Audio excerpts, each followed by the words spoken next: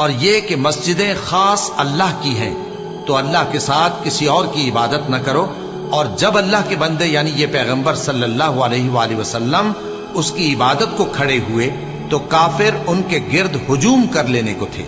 اے نبی صلی اللہ علیہ وآلہ وسلم، کہہ دو کہ میں تو اپنے پروردگار ہی کی عبادت کرتا ہوں اور کسی کو اس کا شریک نہیں بناتا۔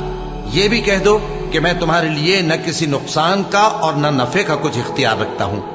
یہ بھی کہہ دو کہ اللہ کے عذاب سے مجھے کوئی پناہ نہیں دے سکتا اور میں اس کے سوا کوئی جائے پناہ نہیں پاؤں گا۔ ہاں، اللہ کی طرف سے احکام کا اور اس کے پیغاموں کا پہنچا دینا ہی میرے ذمہ ہے۔